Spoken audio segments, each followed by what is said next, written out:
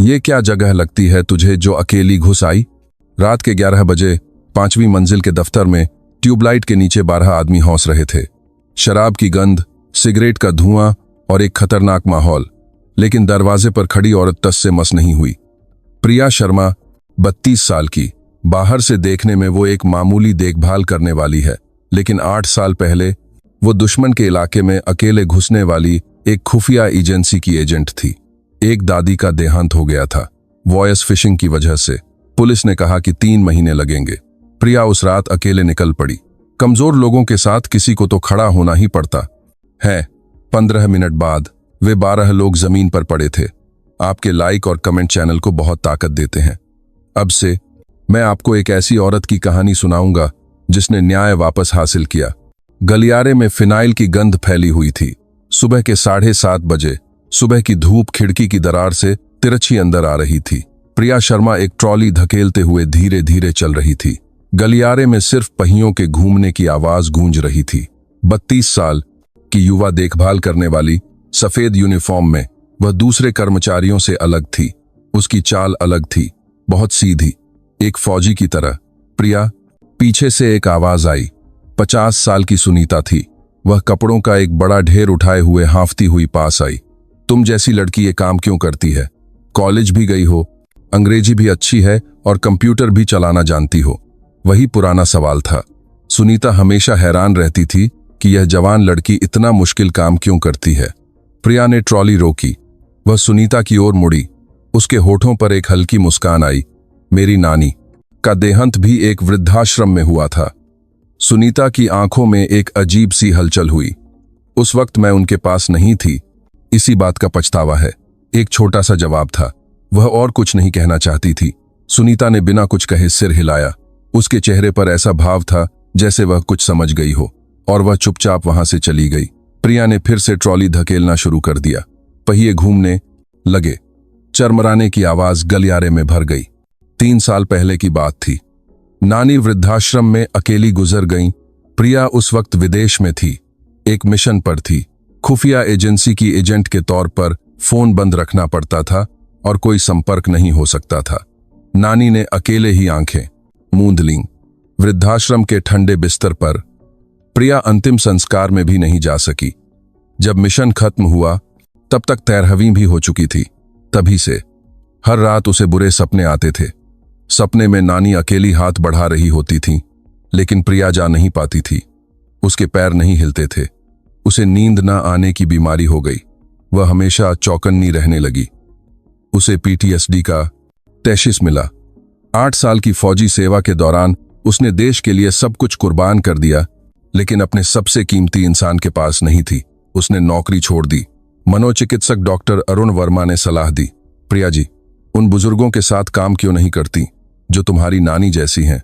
जो तुम उस वक्त नहीं कर सकीं, वो अब उनके लिए करो। इसलिए वह देखभाल करने वाली बन गई।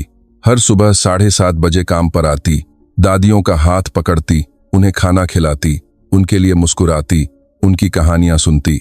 ऐसा करते हुए उसे लगा जैसे उसका अपराध बोध धीरे धीरे कम हो रहा है। उसने कमरा नंबर 301 का दरवाजा खोला। दादी, नाश्ते का समय हो गया है। शांति देवी खिड़की के पास बैठी थीं। उनके सफेद बाल धूप में चांदी की तरह चमक रहे थे, लेकिन कुछ अजीब था। दादी के कंधे झुके हुए थे, उनके हाथ घुटनों पर कांप रहे थे। दादी, प्रिया पास गई। उसने घुटने मोड़े और दादी की आंखों के स्तर पर आ गई। दादी की आंखों के पास की झुर्रियां गहरी हो गई थीं, सामान्य से ज्यादा गहरी लग रही थीं। आप ठीक तो हैं? दादी ने अपना सिर घुमा लिया। वह खिड़की से बाहर देखने लगीं। उनके होंठ कांप रहे थे। प्रिया, उनकी आवाज बहुत पतली थी, इतनी कि लगभग सुनाई ही न दे। बताइए दादी, मैं सुन रही हूं। दादी ने मुंह खोला और फिर बंद कर लिया। ऐसा लग रहा था जैसे वह कुछ कहना चाहती हैं, लेकिन कह नहीं पा रही हैं। उनके चेहरे पर डर साफ दिख रहा था। प्रिया ने दादी का हाथ पकड़ा। वह ठंडा था, सर्दियों की बर्फ की तरह ठंडा। उंगलियों के सिरे कांप रहे थे। धीरे धीरे बताइए, मैं आपके पास ही हूं। तभी प्रिया की नजर बगल की मेज पर गई। वहां एक मोबाइल फोन रखा था। स्क्रीन पर सूचनाओं की भरमार थी।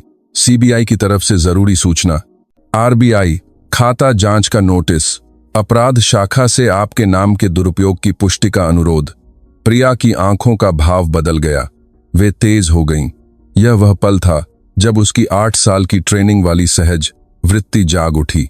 दादी, ये संदेश कैसे हैं? दादी ने फोन को देखा और जल्दी से उसे अपने हाथ से ढक लिया। कुछ नहीं है, बस स्पैम है। उनकी आवाज कांप रही थी। यह झूठ बोलने वाली आवाज थी। दादी, क्या आप मुझ पर भरोसा कर सकती हैं? मैं आपकी मदद कर सकती हूं। दादी ने सिर हिलाया। उनकी आंखों में आंसू भर आए। नहीं, मैं खुद देख लूंगी, तुम चिंता मत करो। लेकिन कृपया। दादी की आवाज टूट गई। यह एक मिन्नत करने वाली आवाज थी। प्रिया ने और नहीं पूछा। इसके बजाय उसने दादी का हाथ कसकर पकड़ लिया। ठीक है, लेकिन जब भी आपका मन करे मुझे बताइएगा, मैं यहीं हूं। दादी ने सिर हिलाया, लेकिन उनकी आंखों में अब भी बेचैनी थी। शाम के 5 बजे, छुट्टी का समय था। प्रिया ने अपनी यूनिफॉर्म उतारी और सामान्य कपड़े पहन लिए, एक काली जैकेट और जीन्स। उसने अपना बैग उठाया और वृद्धाश्रम के मुख्य द्वार से बाहर निकल गई। नवंबर की शाम की हवा ठंडी थी। जब भी वह सांस लेती, मुंह से सफेद भाप निकलती। सड़क पर काम से घर लौटते लोग आ जा रहे थे। स्ट्रीट लाइटें एक एक करके जलने लगीं। प्रिया वृद्धाश्रम के सामने जेब्रा क्रॉसिंग की ओर चली गई। तभी सामने वाली गली में एक आदमी खड़ा था, काली जैकेट। उसने बेसबॉल कैप पहनी हुई थी। उसके हाथ में एक मोबाइल फोन था, लेकिन वह फोन नहीं देख रहा था, वह वृद्धाश्रम को देख रहा था। सटीक रूप से कहें तो दूसरी मंजिल की खिड़की को। प्रिया के कदम रुक गए। उसका दिल तेजी से धड़कने लगा। उसके कान खुल गए। आसपास का शोर स्पष्ट हो गया। गाड़ियों के गुजरने की आवाज, लोगों के कदमों की आवाज, हवा की आवाज, सब कुछ साफ सुनाई देने लगा। 8 साल तक प्रशिक्षित शरीर ने प्रतिक्रिया दी। उसका दाहिना हाथ उसके बैग में चला गया। उसने मिर्च स्प्रे को कसकर पकड़ लिया। ठंडी धातु का एहसास उसकी हथेली पर हुआ। आदमी हिला। उसने फोन अपने कान पर लगाया। उसने किसी से बात करना शुरू कर दिया। उसके होठों की हरकत दिखाई दे रही थी। ऐसा लग रहा था जैसे वह कह रहा हो, पुष्टि हो गई है। एक छोटी सी कॉल थी और फिर वह आदमी गली के अंदर गायब हो गया। प्रिया वहीं खड़ी रही, काफी देर तक। उसकी गर्दन के पिछले हिस्से में सिहरन दौड़ गई। कुछ तो गलत है, उसकी सहज वृत्ति ने कहा। रात के 10 बजे, एक कमरे का फ्लैट। प्रिया ने मुख्य दरवाजा खोला और अंदर आई। उसने बत्ती जलाई। लगभग 100 वर्ग फुट का कमरा रोशनी से भर गया। एक छोटी सी मेज, एक सिंगल बेड, एक अलमारी, बस इतना ही था। उसने स्नान किया। गर्म पानी उसके सिर पर गिर रहा था, लेकिन उसके दिमाग में उलझन बनी रही। दादी का चेहरा बार बार सामने आ रहा था। वह बिस्तर पर बैठ गई और उसने किताबों की अलमारी को देखा। धूल भरी एक पुरानी अलमारी। प्रिया उठी और अलमारी की ओर चली गई। उसने धीरे धीरे उसे बगल में खिसकाया। दीवार के पीछे एक छोटा सा बक्सा था, एक बक्सा जिसे उसने 3 साल से नहीं खोला था। प्रिया घुटनों के बल बैठ गई। उसके हाथ कांप रहे थे। उसने ढक्कन खोला। सबसे पहले पुराना फौजी डॉग टैग दिखाई दिया। उसके नीचे सेवानिवृत्ति पर मिली एक घड़ी, पदक और एक मुड़ा हुआ कागज। प्रिया ने कागज उठाया। यह एक मनोचिकित्सक का पर्चा था।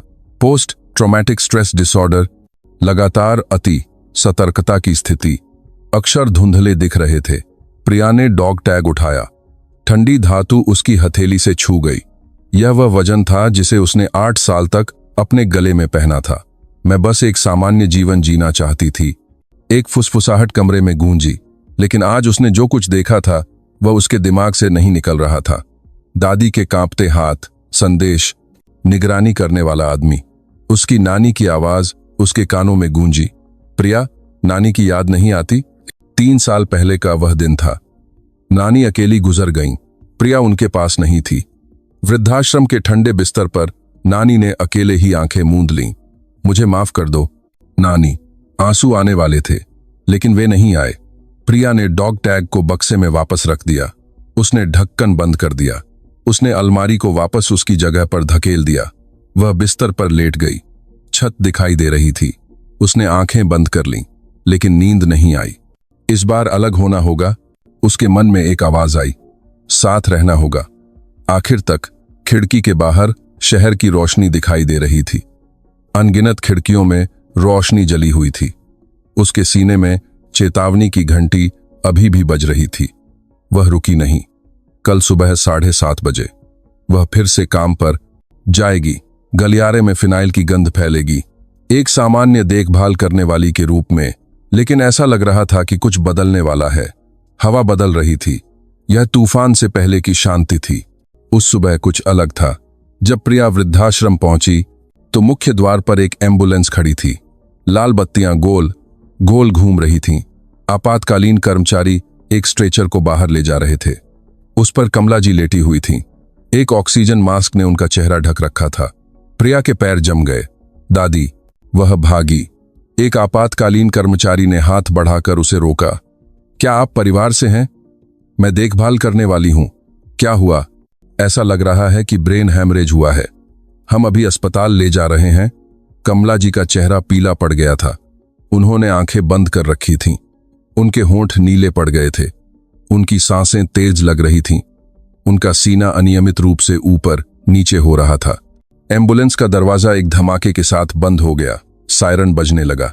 पीम पौं की आवाज ने सुबह की हवा को चीर दिया। एम्बुलेंस चली गई। प्रिया वहीं खड़ी होकर देखती रही जब तक कि लाल बत्ती एक कोने में मुड़कर गायब नहीं हो गई। मैनेजर प्रवीण मेहता मुख्य द्वार पर खड़े थे। प्रिया जी, पहले अंदर आइए। यह मैनेजर का दफ्तर था। मेज पर कमला जी का मोबाइल फोन रखा था। सुबह के करीब 6 बजे थे। रात की ड्यूटी वाले कर्मचारी ने उन्हें कमरे में गिरा हुआ पाया। प्रवीण मेहता की आवाज भारी थी। क्या आपको कोई वजह पता है? ठीक से तो नहीं, लेकिन कमला जी इन दिनों बहुत बेचैन थीं। रात में अक्सर जाग जाती थीं और खाना भी लगभग नहीं खा रही थीं।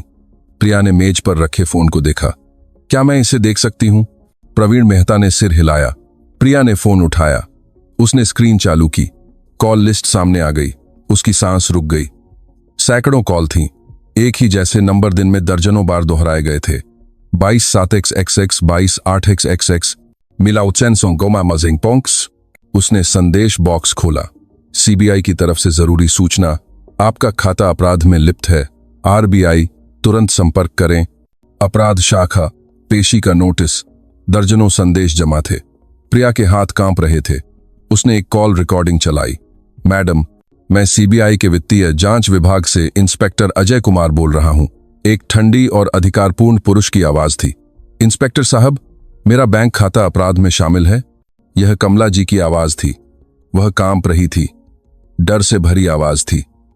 अगर आप तुरंत एक सुरक्षित खाते में पैसे ट्रांसफर नहीं करती हैं तो आपकी पूरी संपत्ति जब्त कर ली जाएगी, पूरे 85 लाख रुपए। तो मुझे क्या करना होगा? अभी तुरंत बैंक जाइए, समय नहीं है। प्रिया ने फोन को कसकर पकड़ लिया, इतनी जोर से कि उसकी उंगलियों के सिरे सफेद पड़ गए। उसकी नाखून उसकी हथेली में धंस गए। यह वॉयस फिशिंग है। ऐसा ही लगता है। मैंने पुलिस में शिकायत कर दी है। पैसों का क्या हुआ?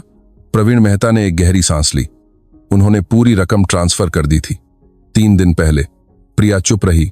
85 लाख रुपए, कमला जी की जीवन भर की कमाई, वह 3 दिन में गायब हो गई थी।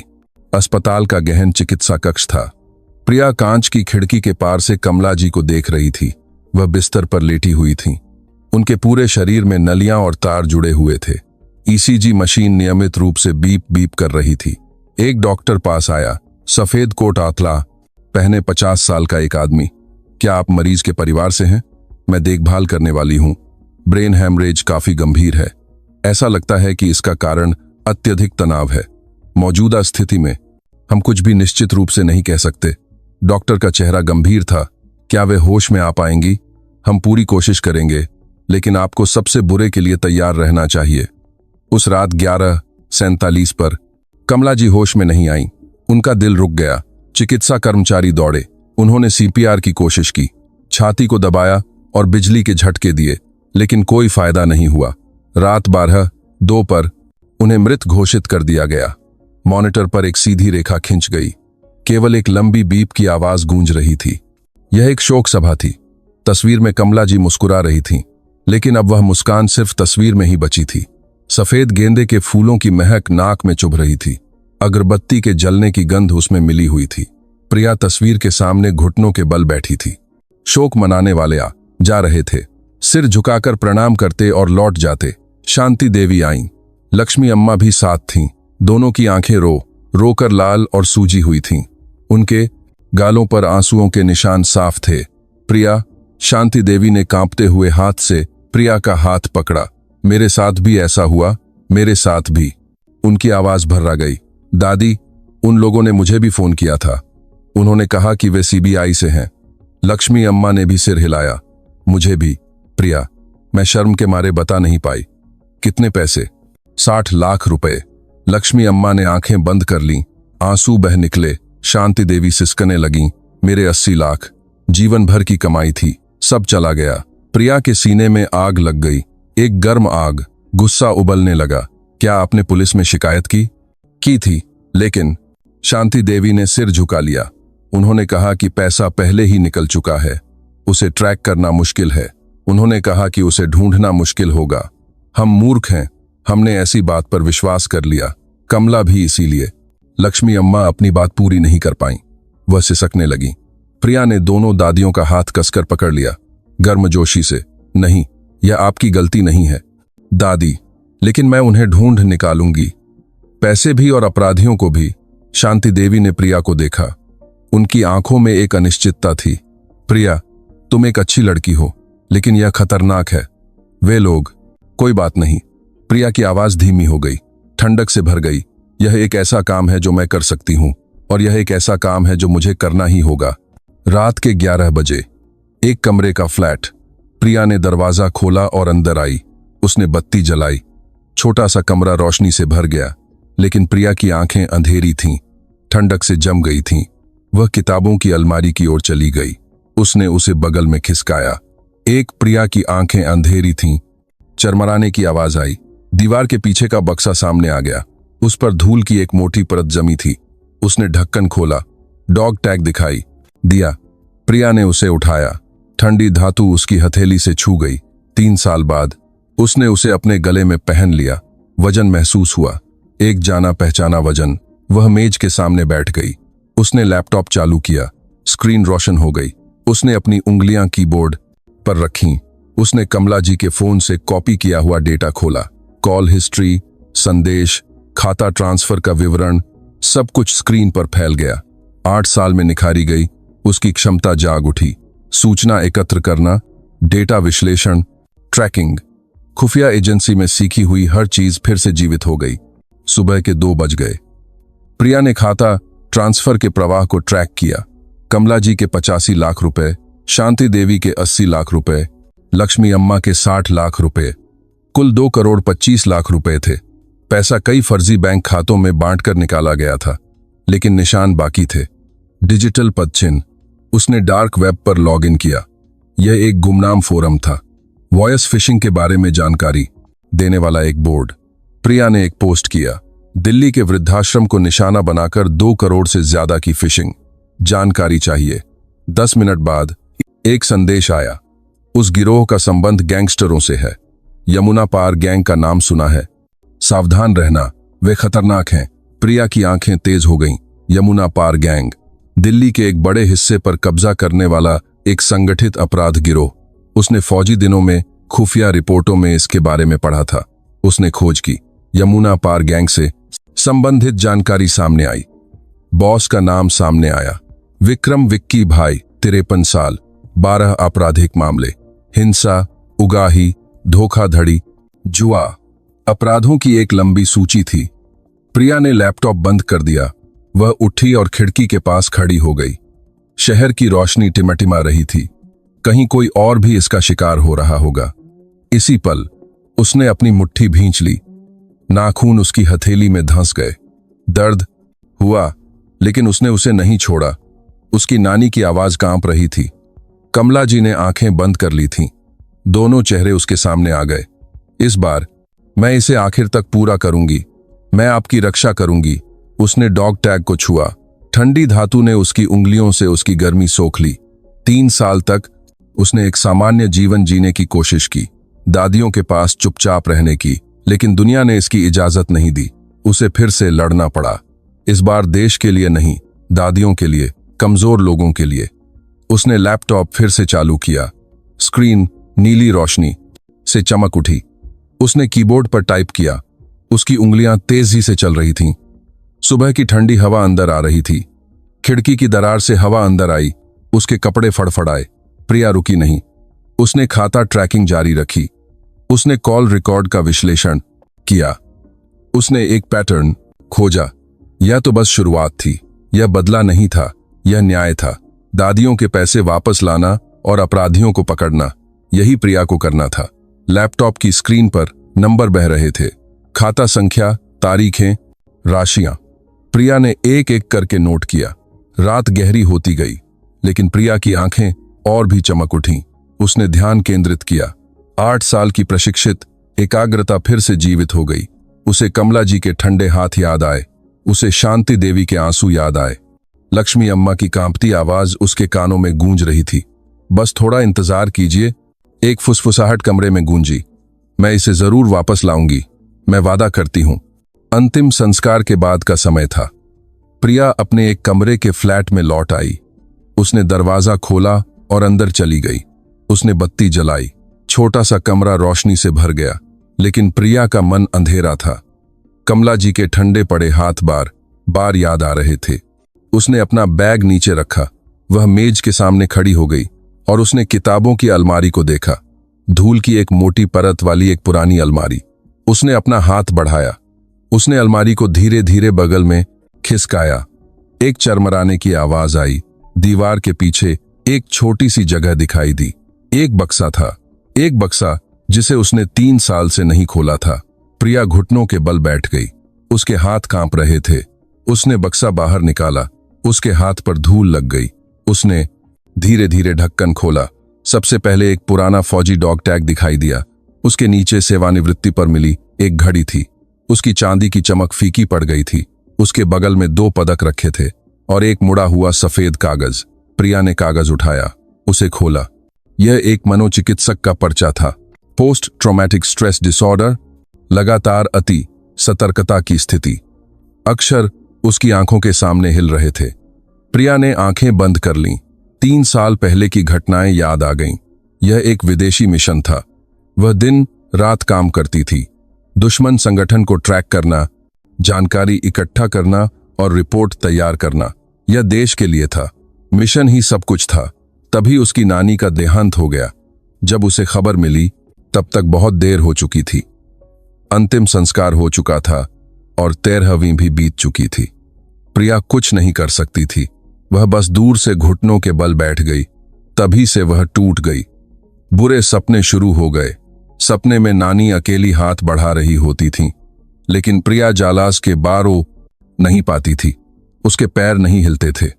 उसकी आवाज भी नहीं निकलती थी। उसे नींद न आने की बीमारी हो गई।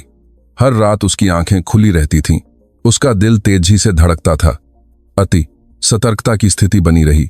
छोटी सी आवाज पर भी वह चौंक जाती थी। उसने नौकरी छोड़ दी। वह एक मनोचिकित्सक के पास गई। वह डॉक्टर अरुण वर्मा से मिली। प्रिया जी, आप अपराध बोध महसूस कर रही हैं कि आप अपनी नानी की रक्षा नहीं कर पाईं। हाँ, लेकिन वह आपकी गलती नहीं थी। आप मिशन पर थीं। फिर भी मुझे उनके पास होना चाहिए था। अरुण वर्मा ने कुछ देर सोचा और फिर कहा, प्रिया जी, उन बुजुर्गों के साथ काम क्यों नहीं करती जो तुम्हारी नानी जैसी हैं? जो तुम उस वक्त नहीं कर सकी, वो अब उनके लिए करो। प्रायश्चित के रूप में नहीं, बल्कि उपचार के रूप में। इसलिए वह देखभाल करने वाली बन गई। 3 साल तक उसने चुपचाप जीने की कोशिश की।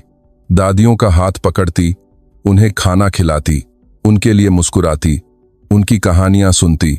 उसे विश्वास था कि यही प्रायश्चित है। लेकिन जब उसने कमला जी के ठंडे पड़े हाथ को पकड़ा तो कुछ टूट गया। फोन बजा। प्रिया ने स्क्रीन देखी। डॉक्टर अरुण वर्मा, मनोचिकित्सक। यह नियमित परामर्श का दिन था। प्रिया ने कॉल बटन दबाया। प्रिया जी, आज आपकी नियमित परामर्श की तारीख है। आप ठीक तो हैं? अरुण वर्मा की आवाज धीरे से सुनाई दी। सर। प्रिया की आवाज कांप रही थी। क्या होगा अगर मैं फिर से वैसी ही हो जाऊं जैसी पहले थी? आपका क्या मतलब है? फोन के दूसरी तरफ से अरुण वर्मा की घबराहट महसूस हो रही थी। मेरे अंदर का वह हिस्सा जिसे मैं छिपाकर जी रही हूं। खामोशी छा गई। कुछ सेकंड बीत गए। अरुण वर्मा ने सावधानी से पूछा, प्रिया जी, आप अभी क्या सोच रही हैं? सर, मैं एक सामान्य जीवन जीना चाहती थी। सच में, मैं जानता हूं। इसीलिए आप 3 साल से ठीक से जी रही थीं। हाँ, लेकिन प्रिया ने आंखें बंद कर लीं। एक सामान्य इंसान मर गया। मेरी आंखों के सामने, आप कमला जी की बात कर रही हैं? हाँ प्रिया जी, आप अब एक फौजी नहीं हैं। अरुण वर्मा की आवाज दृढ़ हो गई। आप एक देखभाल करने वाली हैं, दादियों की देखभाल करने वाली एक सामान्य इंसान। हाँ मैं जानती हूं, तो उस रेखा को पार मत करो, यह खतरनाक है। प्रिया ने डॉग टैग को देखा। वह बक्से के अंदर चांदी की तरह चमक रहा था। सर, अगर मैं उस रेखा को पार नहीं करती तो और भी लोग मरेंगे। प्रिया जी, 3 लोगों को पहले ही ठगा जा चुका है। 2 करोड़ से ज्यादा पैसे गायब हो गए हैं। पुलिस है, पुलिस उन्हें नहीं ढूंढ सकती। उन्होंने कहा कि पैसा पहले ही निकल चुका है। अरुण वर्मा ने एक गहरी सांस ली। प्रिया जी, कुछ काम ऐसे होते हैं जो आप कर सकती हैं और कुछ ऐसे जो आपको नहीं करने चाहिए। मैं वही करने जा रही हूं जो मैं कर सकती हूं, लेकिन सर माफ करना, मैंने फैसला कर लिया है। प्रिया जी। प्रिया ने फोन काट दिया। उसके हाथ कांप रहे थे। उसने फोन मेज पर रख दिया। उसने डॉग टैग उठाया। ठंडी धातु उसकी हथेली से छू गई। 3 साल बाद प्रिया ने डॉग टैग को अपने गले में पहन लिया। वजन महसूस हुआ, एक जाना पहचाना वजन। यह वह वजन था जो 8 साल तक उसके साथ रहा था। वह मेज के सामने बैठ गई। उसने लैपटॉप चालू किया। स्क्रीन नीली रोशनी से चमक उठी। उसने अपनी उंगलियां कीबोर्ड पर रखीं। 8 साल में निखारी गई उसकी क्षमता जाग उठी। सूचना एकत्र करना, डेटा विश्लेषण, हैकिंग, ट्रैकिंग, खुफिया एजेंसी में सीखी हुई हर चीज फिर से जीवित हो गई। प्रिया ने कमला जी के फोन से कॉपी किया हुआ डेटा खोला। कॉल हिस्ट्री स्क्रीन पर दिखाई दी। सैकड़ों कॉल थीं। प्रिया ने नंबर पैटर्न का विश्लेषण करना शुरू कर दिया। कॉल का समय, कॉल की अवधि, स्थान ट्रैकिंग। उसने एक एक करके सब कुछ व्यवस्थित किया। आधी रात बीत गई। प्रिया ने खाता ट्रांसफर के रास्ते को ट्रैक किया। फर्जी खाते से फर्जी खाते में, क्रिप्टो करेंसी में, फिर से नकदी में। यह एक जटिल रास्ता था, लेकिन निशान बाकी थे। सुबह के 2 बज गए। उसने कॉफी पी। कड़वा स्वाद उसके मुंह में फैल गया। उसकी आंखें लाल हो गई थीं, लेकिन वह रुक नहीं सकती थी। उसने खाता ट्रैकिंग जारी रखी। स्क्रीन पर नंबर बह रहे थे। प्रिया की आंखें तेजी से चल रही थीं। उसने एक पैटर्न खोजा। सुबह 4 बजे उसने अंतिम गंतव्य का पता लगा लिया। विक्रम विक्की भाई का नाम स्क्रीन पर दिखाई दिया। प्रिया ने उस नाम को खोजा। जानकारी सामने आई। विक्रम विक्की भाई, 53 साल, यमुना पार गैंग का बॉस। 12 आपराधिक मामले, हिंसा, उगाही, धोखाधड़ी, जुआ, अपराधों की एक लंबी सूची थी। प्रिया ने डार्क वेब पर लॉग इन किया। यह एक गुमनाम फोरम था। वॉयस फिशिंग के बारे में जानकारी देने वाला एक बोर्ड। उसने एक पोस्ट किया, यमुना पार गैंग, विक्रम विक्की भाई के वॉयस फिशिंग कनेक्शन की जानकारी चाहिए। 10 मिनट बाद एक संदेश आया। उस गिरोह का संबंध गैंगस्टरों से है, सावधान रहना। करोल बाग में उनका एक कॉल सेंटर है। छद्म कंपनी का नाम वेलकम कंसल्टिंग है। अंदर गिरोह के सदस्य रहते हैं। खतरनाक है। प्रिया ने स्क्रीन को घूर कर देखा। उसकी आंखें ठंडक से जम गईं। धन्यवाद, उसने जवाब भेजा और उसने लैपटॉप बंद कर दिया। वह उठी और खिड़की के पास खड़ी हो गई। सुबह हो रही थी। आसमान भूरे से नारंगी रंग में बदल रहा था। उसने अपने हाथ से डॉग टैग को छुआ। ठंडी धातु ने उसकी गर्मी सोख ली। नानी, एक फुसफुसाहट कमरे में गूंजी। कमला जी। उसने आंखें बंद कर लीं। दोनों चेहरे उसके सामने आ गए। इस बार मैं इसे आखिर तक पूरा करूंगी। प्रिया ने आंखें खोलीं। पूर्व का आकाश लाल रंग में जल रहा था। एक नया दिन शुरू हो रहा था। वह हिस्सा जिसे उसने 3 साल तक छिपाकर रखा था, जाग उठा था। फौजी प्रिया शर्मा वापस आ गई थी, लेकिन इस बार यह अलग था। यह देश के लिए नहीं था, यह दादियों के लिए था। प्रिया ने अपने गले से डॉग टैग उतारा। उसने उसे अपने हाथ में पकड़ लिया। गर्म हुई धातु उसकी हथेली से छू गई। उसने उसे फिर से अपने हाथ में पकड़ लिया, गले में पहन लिया। इस बार उसने इसे छिपाने का फैसला नहीं किया। वह मेज पर वापस गई। उसने लैपटॉप फिर से चालू किया। स्क्रीन रोशन हो गई। उसने वेलकम कंसल्टिंग की जानकारी खोजी। पता, फोन नंबर, कर्मचारियों की संख्या, तो और भी लोग मरेंगे। प्रिया जी, 3 लोगों को पहले ही ठगा जा चुका है। 2 करोड़ से ज्यादा पैसे गायब हो गए हैं। पुलिस है, पुलिस उन्हें नहीं ढूंढ सकती। उन्होंने कहा कि पैसा पहले ही निकल चुका है। अरुण वर्मा ने एक गहरी सांस ली। प्रिया जी, कुछ काम ऐसे होते हैं जो आप कर सकती हैं और कुछ ऐसे जो आपको नहीं करने चाहिए।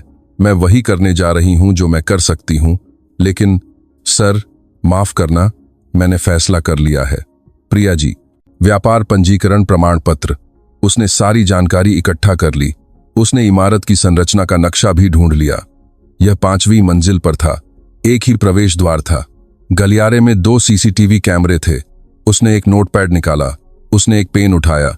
उसने एक पेन योजना बनानी शुरू कर दी। चरण 1, कॉल सेंटर में घुसपैठ। चरण 2, आंतरिक जानकारी एकत्र करना। चरण 3, सबूत हासिल करना। चरण 4, गिरोह के बॉस को ट्रैक करना। उसके हाथ तेजी से चल रहे थे। यह वह हाथ था जिसने 8 साल तक मिशन की योजना बनाई थी। यह एक जाना पहचाना काम था। सूरज और डॉग टैग। उसने उसे अपने गले में पहन लिया। इस बार उसने उसे कपड़ों के अंदर नहीं छिपाया, उसे बाहर ही रहने दिया। उसने मुख्य दरवाजा खोला। वह गलियारे में बाहर निकली। वह सीढ़ियों से नीचे उतरी। सुबह की धूप खिड़की से अंदर आ रही थी। वह बाहर निकली। नवंबर की सुबह की ठंडी हवा उसके चेहरे से टकराई। उसने एक गहरी सांस ली और छोड़ी। वह मेट्रो स्टेशन की ओर चल पड़ी। लोग काम पर जा रहे थे। यह एक सामान्य सुबह थी, लेकिन प्रिया के लिए नहीं। आज से युद्ध शुरू हो रहा था। दादियों के लिए एक लोग अमान्य सुबह थी। युद्ध। यह करोल बाग की एक इमारत के सामने का दृश्य था। प्रिया इमारत के सामने बैठी थी, खिड़की वाली सीट पर। एक कप कॉफी ठंडी हो रही थी। दोपहर 2 बजे से 6 घंटे हो गए थे। वह लगातार इमारत को देख रही थी। 5वीं मंजिल पर वेलकम कंसल्टिंग का एक साइन बोर्ड लगा हुआ था। 20 साल के युवा लड़के लड़कियां अंदर बाहर आ जा रहे थे। वे सामान्य दफ्तर के कर्मचारियों की तरह दिख रहे थे। सिगरेट पी रहे थे, हंस रहे थे और बात कर रहे थे। लेकिन प्रिया जानती थी, ये वही लोग थे जो दादियों को धोखा देते थे। शाम के 8 बज गए। इमारत से लोग बाहर निकलने लगे। यह छुट्टी का समय था। प्रिया ने उनके चेहरों को एक एक करके याद किया। उसने आखिरी कर्मचारी के निकलने तक इंतजार किया। शाम 8:30 बजे इमारत शांत हो गई। प्रिया उठी। उसने अपना बैग उठाया और कैफे से बाहर निकल गई। वह इमारत की ओर चली गई। यह एक अंधेरी सड़क थी। केवल स्ट्रीट लाइट की धुंधली रोशनी चमक रही थी। वह मुख्य द्वार के सामने खड़ी हो गई। यह एक स्वचालित दरवाजा था, लेकिन वह बंद था। प्रिया ने अपने बैग से एक छोटा सा उपकरण निकाला। यह एक कार्ड की क्लोनर था। दिन में छुट्टी के समय एक कर्मचारी के पास से गुजरते हुए उसने सिग्नल कॉपी कर लिया था। बीप बीप की आवाज आई। दरवाजा खुल गया। प्रिया अंदर चली गई। लॉबी अंधेरी थी। केवल आपातकालीन बत्तियां जली हुई थीं। वह लिफ्ट की ओर चली गई। उसने बटन दबाया। दरवाजा खुल गया। उसने 5वीं मंजिल का बटन दबाया। दरवाजा बंद हो गया। केवल ऊपर जाने की आवाज गूंज रही थी। प्रिया ने एक गहरी सांस ली। उसका दिल तेजी से धड़क रहा था, लेकिन उसके हाथ कांप नहीं रहे थे। 8 साल तक प्रशिक्षित शरीर को सब कुछ याद था। वह 5वीं मंजिल पर पहुंची। दरवाजा खुल गया। गलियारा दिखाई दिया। ट्यूबलाइट धुंधली सी टिमटिमा रही थी। गलियारे के अंत में वेलकम कंसल्टिंग का कांच का दरवाजा दिखाई दे रहा था। प्रिया धीरे धीरे चली गई। उसने ध्यान रखा कि उसके कदमों की आवाज न हो। उसने सीसीटीवी की जांच की। गलियारे के दोनों ओर 2 कैमरे थे। उसने कोण का हिसाब लगाया। वह ब्लाइंड स्पॉट में चली गई।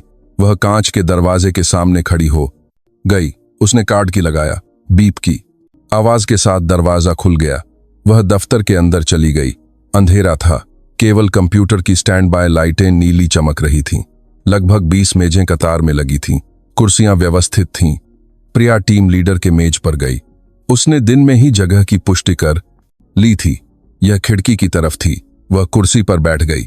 उसने कंप्यूटर चालू किया। स्क्रीन रोशन हो गई। लॉक स्क्रीन दिखाई दी। वह पासवर्ड मांग रहा था। उसने अपने बैग से एक यूएसबी निकाला। उसे पोर्ट में लगाया। हैकिंग प्रोग्राम अपने आप चलने लगा। स्क्रीन पर कोड बहने लगे। यह वह टूल था जिसे खुफिया एजेंसी में इस्तेमाल किया जाता था। 3 मिनट बाद लॉक खुल गया। प्रिया ने फाइल एक्सप्लोरर खोला। फोल्डर दिखाई दिए। ग्राहक सूची 2024, खाता जानकारी, कॉल रिकॉर्डिंग नवंबर, संगठनात्मक संरचना यमुना पार गैंग। उसका हाथ माउस पर रुक गया। उसने एक सांस छोड़ी। उसने पहला फोल्डर क्लिक किया। एक एक्सेल फाइल खुल गई। नाम, उम्र, फोन नंबर, पता, अनुमानित संपत्ति, परिवार के रिश्ते, सारी जानकारी व्यवस्थित थी। सैकड़ों लोग थे। प्रिया की आंखें सूची पर दौड़ गईं और फिर रुक गईं। शांति देवी, 78 साल, दिल्ली वृद्धाश्रम, अनुमानित संपत्ति 80 लाख रुपए। लक्ष्मी अम्मा, 75 साल, दिल्ली वृद्धाश्रम, अनुमानित संपत्ति 60 लाख रुपए। कमला जी, 81 साल, दिल्ली वृद्धाश्रम, अनुमानित संपत्ति 85 लाख रुपए। पूर्ण। दादियों के नाम एक के बाद एक थे। कमला जी के नाम के आगे पूर्ण लिखा था। प्रिया का सीना जल उठा। उसने अपनी मुट्ठी भींच ली। नाखून उसकी हथेली में धंस गए। उसने संगठनात्मक संरचना, यमुना पार गैंग फोल्डर खोला। एक संगठनात्मक चार्ट दिखाई दिया। यह एक पिरामिड संरचना थी। सबसे ऊपर विक्रम विक्की भाई, यमुना पार गैंग का बॉस था। उसके नीचे वेलकम कंसल्टिंग, धन उगाही, कॉल सेंटर, कार्यकारी इकाई, सूचना प्रदाता, आंतरिक सहयोगी। सूचना प्रदाता का नाम एनक्रिप्ट किया गया था, लेकिन आईपी पता और कनेक्शन का रिकॉर्ड बाकी था। प्रिया ने नोटपैड में आईपी पता लिख लिया। उसने बाद में इसे ट्रैक करने का फैसला किया। उसने कॉल रिकॉर्डिंग नवंबर फोल्डर खोला। सैकड़ों ऑडियो फाइलें थीं। वे तारीख के अनुसार व्यवस्थित थीं। उसने कमला जी के नाम वाली फाइल ढूंढी, उसे चलाया। मैडम, मैं सीबीआई के वित्तीय जांच विभाग से इंस्पेक्टर अजय कुमार बोल रहा हूं। एक ठंडी पुरुष की आवाज बहने लगी। इंस्पेक्टर साहब, मेरा बैंक खाता अपराध में शामिल है। यह कमला जी की आवाज थी। वह कांप रही थी। अगर आप तुरंत एक सुरक्षित खाते में पैसे ट्रांसफर नहीं करती हैं, तो आपकी पूरी संपत्ति जब्त कर ली जाएगी। पूरे 85 लाख रुपए। तो मुझे बैंक जाइए, अभी तुरंत, समय नहीं है। प्रिया ने फाइल रोक दी। वह और नहीं सुन सकती थी। उसने आंखें बंद कर लीं। कमला जी का चेहरा सामने आ गया। उनके ठंडे पड़ते हाथ याद आ गए। उसने सभी फाइलों को यूएसबी में कॉपी करना शुरू कर दिया।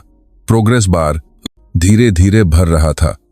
5 मिनट, 10 मिनट, 15 मिनट। फाइल का आकार बड़ा था।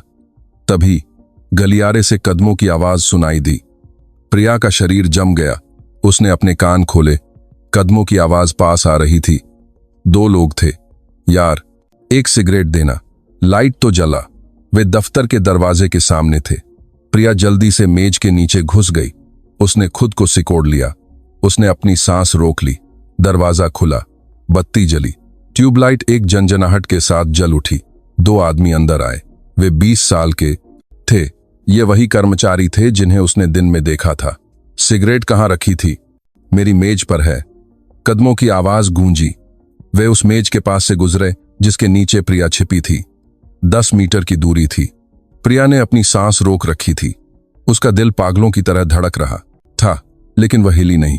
वह पत्थर की तरह जमी हुई थी। चलो, आज का प्रदर्शन कैसा रहा? कुछ खास नहीं, बस एक दादी से काम बना। कितना? 5 लाख। 5 लाख, बढ़िया है। दोनों आदमी हौसे। वे दरवाजे की ओर चले गए। उन्होंने बत्ती बंद कर दी। दरवाजा बंद हो गया। कदमों की आवाज दूर हो गई। प्रिया ने तब जाकर सांस छोड़ी। उसके माथे पर पसीना आ गया था।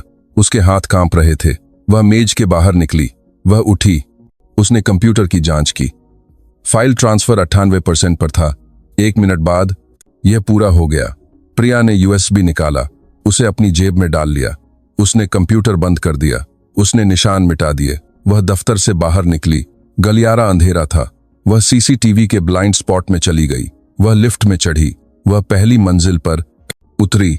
वह लॉबी से बाहर निकली। वह बाहर आ गई। रात की ठंडी हवा उसके चेहरे से टकराई। प्रिया इमारत से दूर हो गई। वह एक गली में चली गई। वह अंधेरे में खड़ी हो गई। उसने अपनी जेब से यूएसबी निकाला। यह एक छोटी सी चीज थी, लेकिन इसके अंदर सारे सबूत थे। यमुना पार गैंग की संगठनात्मक संरचना, विक्रम विक्की भाई का नाम, पीड़ितों की सूची, खाता जानकारी, कॉल रिकॉर्डिंग। और सबसे चौंकाने वाली बात यह थी कि वृद्धाश्रम के बुजुर्गों की जानकारी विस्तार से व्यवस्थित थी। किसी ने अंदर से जानकारी लीक की थी। प्रिया ने अपना फोन निकाला। उसने यूएसबी को जोड़ा। उसने फाइल खोली। उसने एक आईपी एड्रेस ट्रैकिंग प्रोग्राम चलाया। 5 मिनट बाद स्थान दिखाई दिया। दिल्ली वृद्धाश्रम, मैनेजर का दफ्तर। प्रिया की सांस रुक गई। यह वृद्धाश्रम था। कनेक्शन मैनेजर के दफ्तर से किया गया था। यह मैनेजर प्रवीण मेहता था। प्रिया की आंखें ठंडक से जम गईं। उसने अपनी मुट्ठी भींच ली। नाखून उसकी बासाक रेड बर्निक था, हथेली में धंस गए। मैनेजर साहब, एक फुसफुसाहट अंधेरे में बिखर गई। यह वह आदमी था जिसके साथ उसने 3 साल तक काम किया था। यह वह आदमी था जो कहता था कि दादियों की देखभाल करो, उनकी अच्छी तरह से सेवा करो। उस आदमी ने दादियों को बेच दिया था। प्रिया ने फोन अपनी जेब में डाल लिया। उसने चलना शुरू कर दिया। उसे वृद्धाश्रम जाना था। कल सुबह काम पर जाकर मैनेजर के दफ्तर में जाना था। उसे सच का पता लगाना था। उसे यह पुष्टि करनी थी कि दादियों को धोखा देने वाला कौन था। वह रात की सड़कों पर चली गई। स्ट्रीट लाइट की रोशनी रास्ता दिखा रही थी। प्रिया की परछाई लंबी हो गई थी। उसने डॉग टैग को छुआ। ठंडी धातु उसकी उंगलियों से छू गई। बस थोड़ा इंतजार कीजिए दादियों, एक फुसफुसाहट रात की हवा में गूंजी। अब मैं लगभग पहुंच गई हूं। घर लौटकर प्रिया ने अपना लैपटॉप चालू किया। उसने यूएसबी लगाया। रात भर में हासिल की गई फाइलें स्क्रीन पर दिखाई दीं। ग्राहक सूची, खाता जानकारी, कॉल रिकॉर्डिंग, संगठनात्मक संरचना, सारे सबूत थे। उसने यमुना पार गैंग के पैसे के प्रवाह को ट्रैक करना शुरू कर दिया। खाते से खाते में, क्रिप्टो करेंसी में, फिर से नकदी में। यह एक जटिल रास्ता था, लेकिन प्रिया ने एक एक करके उसका पीछा किया। सुबह के 3 बज गए। उसने अंतिम गंतव्य का पता लगा लिया। यह करोल बाग की एक इमारत थी। नोट में लिखा था कि यह यमुना पार गैंग का मुख्यालय है। यह वह जगह थी जहां विक्रम विक्की भाई था, लेकिन कुछ और भी था। उसने सूचना प्रदाता की फाइल फिर से खोली। एनक्रिप्ट किया गया नाम, आईपी पता, कनेक्शन का रिकॉर्ड। प्रिया ने आईपी ट्रैकिंग प्रोग्राम चलाया। 5 मिनट बाद स्थान दिखाई दिया। दिल्ली वृद्धाश्रम, मैनेजर का दफ्तर। प्रिया के हाथ रुक गए। उसकी सांस रुक गई। उसने फिर से जांच की। कोई गलती नहीं थी। कनेक्शन वृद्धाश्रम के मैनेजर के दफ्तर से किया गया था। कनेक्शन का समय भी दर्ज था। यह काम के घंटों के दौरान था। यह मैनेजर प्रवीण मेहता था। प्रिया कुर्सी पर पीछे की ओर झुक गई। उसने छत की ओर देखा। ट्यूबलाइट धुंधली सी टिमटिमा रही थी। यह वह आदमी था जिसके साथ उसने 3 साल तक काम किया था। यह वह आदमी था जो कहता था कि दादियों की अच्छी देखभाल करो, अपनी पूरी कोशिश करो। उस आदमी ने दादियों को बेच दिया था। उसने अपनी मुट्ठी भींच ली। नाखून उसकी हथेली में धंस गए। दर्द हुआ, लेकिन उसने उसे नहीं छोड़ा। अगली सुबह थी। प्रिया हमेशा की तरह सुबह 7:30 बजे वृद्धाश्रम पहुंची। वह गलियारे में चली गई। दादियों ने उसे नमस्ते किया। प्रिया, सुबह हो गई। जी दादी, आप अच्छे से सोईं? उसने मुस्कुराया, लेकिन उसका दिल जल रहा था। वह मैनेजर के दफ्तर की ओर चली गई। वह दरवाजे के सामने खड़ी हो गई। उसने अपनी जेब में रखे यूएसबी को छुआ। सारे सबूत उसके अंदर थे। उसने दरवाजा खटखटाया। अंदर आ जाओ, प्रवीण मेहता की आवाज सुनाई दी। प्रिया ने दरवाजा खोला। यह मैनेजर का दफ्तर था। मेज के पीछे प्रवीण मेहता बैठा था। वह 50 के दशक के मध्य में था। वह हमेशा मुस्कुराता रहता था, लेकिन आज वह थका हुआ लग रहा था। उसकी आंखों के नीचे गहरे काले घेरे थे। प्रिया जी, क्या बात है? मैनेजर साहब। प्रिया कुर्सी पर नहीं बैठी। वह खड़ी होकर प्रवीण मेहता को देख रही थी। आपने ऐसा क्यों किया? प्रवीण मेहता का चेहरा सख्त हो गया। क्या मतलब? दादियों की व्यक्तिगत जानकारी। प्रिया ने यूएसबी निकाला और उसे मेज पर रख दिया। आपने इसे क्यों दिया? खामोशी छा गई। प्रवीण मेहता का चेहरा पीला पड़ गया। उसके हाथ कांप रहे थे। प्रिया, तुम? यमुना पार gang, welcome consulting, voice phishing गिरोह, सब कुछ यहां है। दादियों की सूची, कॉल रिकॉर्डिंग, खाता ट्रांसफर का विवरण और सूचना प्रदाता का कनेक्शन रिकॉर्ड भी। प्रवीण मेहता ने अपना सिर झुका लिया। उसने अपने चेहरे को अपने हाथों से ढक लिया। उसके कंधे कांप रहे थे। मुझे माफ कर दो प्रिया। उसकी आवाज टूट गई। मेरे ऊपर 30 लाख का कर्ज था। 30 लाख? बच्चों की स्कूल की फीस, अस्पताल का खर्च। मेरे पास कोई और रास्ता नहीं था। प्रवीण मेहता ने प्रिया को देखा। उसकी आंखें लाल थीं। मेरी बीवी को कैंसर है, ऑपरेशन के लिए पैसे चाहिए थे। यह एक ऐसा इलाज था जिसका बीमा भी नहीं होता था। तो आपने दादियों को बेच दिया? प्रिया की आवाज ठंडक से भर गई। पैसे के लिए? तुम नहीं समझोगी प्रिया। प्रवीण मेहता उठा। वह खिड़की की ओर चला गया। तुम नहीं जानती कि परिवार को टूटते देखना कितना डरावना होता है। अपनी पत्नी को हर दिन दर्द में देखना कितना। मैं जानती हूं, प्रिया ने उसकी बात काट दी। मैं जानती हूं, कि परिवार की रक्षा न कर पाना कितना दर्दनाक होता है। प्रवीण मेहता मुड़ा। मेरी नानी, जब मैं उनके पास नहीं थी तब उनका देहांत हो गया, एक वृद्धाश्रम में। प्रिया की आवाज कांप रही थी। मैं जानती हूं कि वह अपराध बोध कितना भारी होता है। हर रात बुरे सपने देखना कितना दर्दनाक होता है। तो तुम समझती हो, मैं भी नहीं। प्रिया की आंखें तेज हो गईं। मैं जानती हूं कि परिवार की रक्षा न कर पाना कितना दर्दनाक होता है। इसीलिए मैं यहां आई थी, ताकि मैं आपकी तरह न बनूं। प्रवीण मेहता दीवार के सहारे खड़ा हो गया। कमला जी का देहांत हो गया आपकी वजह से, मुझे पता है। शांति देवी और लक्ष्मी अम्मा ने अपनी जीवन भर की कमाई खो दी। प्रिया की मुट्ठी भींच गई। जिस मैनेजर पर वे विश्वास और भरोसा करती थीं, उसने उन्हें धोखा दिया। प्रवीण मेहता घुटनों के बल बैठ गया। वह जमीन पर गिर गया। मुझे माफ कर दो, सच में माफ कर दो। मेरे पास कोई और आपके पास विकल्प था। प्रिया की आवाज ठंडी थी। यह मत कहिए कि नहीं था। आपने चुना अपने परिवार के लिए दादियों को छोड़ने का। प्रिया, अब आपको पुलिस के पास जाना होगा। प्रिया ने अपना फोन निकाला। उसने पुलिस को फोन किया। 30 मिनट बाद पुलिस पहुंची। प्रवीण मेहता को हथकड़ी पहनाकर गलियारे से ले जाया गया। दादियां खिड़कियों से देख रही थीं। फुसफुसाने की आवाजें सुनाई दे रही थीं। मैनेजर साहब को क्यों? क्या हुआ? प्रिया गलियारे में खड़ी थी। उसने पुलिस की गाड़ी को जाते हुए देखा। लाल बत्तियां धीरे धीरे दूर हो गईं। उसका दिल भारी था। यह वह आदमी था जिसके साथ उसने 3 साल तक काम किया था, लेकिन यह वह आदमी भी था जिसने दादियों को धोखा दिया था। दोपहर हो गई। प्रिया छत पर गई। उसने दरवाजा खोला और बाहर निकली। नवंबर की हवा ठंडी चल रही थी। उसने अपना फोन निकाला। उसने संपर्क सूची में खोजा। राजीव नाम दिखाई दिया। वह फौजी दिनों का एक सहकर्मी था। उसने फोन किया। हेलो राजीव भाई, मैं प्रिया बोल रही हूं। प्रिया, बहुत दिनों बाद। क्या बात है? बस एक मदद चाहिए। फोन के दूसरी तरफ खामोशी छा गई। बोलो, क्या आप यमुना पार गैंग के दफ्तर का पता और उसकी संरचना का पता लगा सकते हैं? प्रिया, राजीव की आवाज धीमी हो गई। तुम क्या करने जा रही हो? दादियों के पैसे वापस लाने जा रही हूं। पागल हो गई हो? वह गिरोह आसान नहीं है। अगर तुम अकेले गई तो। भाई, आप जानते हैं कि मैं क्या करती थी, इसीलिए ज्यादा चिंता हो रही है। तुम अब नौकरी छोड़ चुकी हो। अब तुम फौजी नहीं हो। प्रिया ने रेलिंग पकड़ ली। ठंडी धातु उसकी हथेली से छू गई। भाई, अब मैं खुद जाऊंगी। प्रिया, पुलिस को बुलाओ अगर तुम्हारे पास सबूत हैं। पुलिस धीमी है, समय नहीं है। तो क्या आप मेरी मदद करेंगे या नहीं? एक गहरी सांस की आवाज सुनाई दी। 30 मिनट इंतजार करो, भेजता हूं। शुक्रिया भाई। उसने फोन काट दिया। 30 मिनट बाद उसके फोन पर एक संदेश आया। यह एक तस्वीर फाइल थी। इमारत की संरचना का नक्शा, सीसीटीवी के स्थान, प्रवेश द्वार की जानकारी, सब कुछ विस्तार से व्यवस्थित था। करोल बाग, हन्नाम बिल्डिंग, 5वीं मंजिल, सावधान रहना, संपर्क में रहना। यह राजीव का संदेश था। प्रिया ने तस्वीर को ध्यान से देखा। उसने अपने दिमाग में एक रास्ता बनाया। घुसपैठ का रास्ता, बचने का गलियारा, भागने का रास्ता। यह वह काम था जो उसने 8 साल तक किया था। छुट्टी का समय हो गया। प्रिया दादियों के कमरों में गई। उसने उन्हें नमस्ते किया। दादी, कल मिलते हैं। ठीक है, ध्यान से जाना। शांति देवी ने प्रिया का हाथ पकड़ा। प्रिया, शुक्रिया।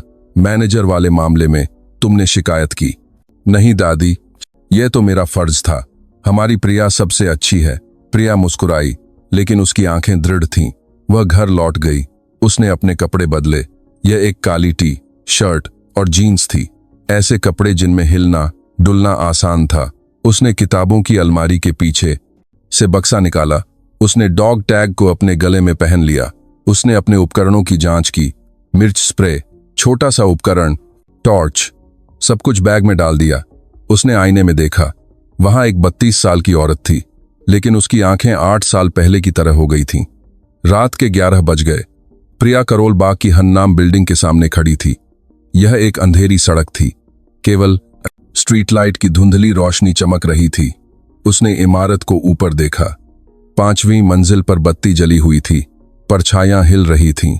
उसने एक गहरी सांस ली और छोड़ी।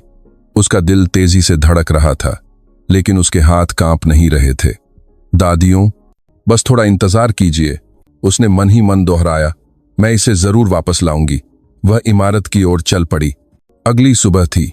प्रिया दिल्ली पुलिस स्टेशन में थी। यह एक इंस्पेक्टर का दफ्तर था। मेज के पार एक 40 साल का इंस्पेक्टर बैठा था। उसकी नेम प्लेट पर इंस्पेक्टर राजेश सिंह लिखा था। यूएसबी में सारे सबूत हैं। प्रिया ने यूएसबी को मेज पर रख दिया। राजेश सिंह ने उसे उठाया, उसे कंप्यूटर में लगाया। उसने फाइल खोली। ग्राहक सूची, खाता ट्रांसफर का विवरण, कॉल रिकॉर्डिंग, संगठनात्मक संरचना। यह सबूत यमुना पार गैंग के बॉस विक्रम विक्की भाई तक जाता है। राजेश सिंह ने स्क्रीन पर नजर दौड़ाई। उसकी भौहें तन गईं। उसने एक एक करके फाइलों की जांच की। उसने संगठनात्मक संरचना पर क्लिक किया। उसने खाते का विवरण देखा। यह तो कमाल है, तो आप जांच कब शुरू करेंगे? प्रिया की आवाज में बेसब्री थी। पहले इसकी समीक्षा करनी होगी। समीक्षा? हाँ। और?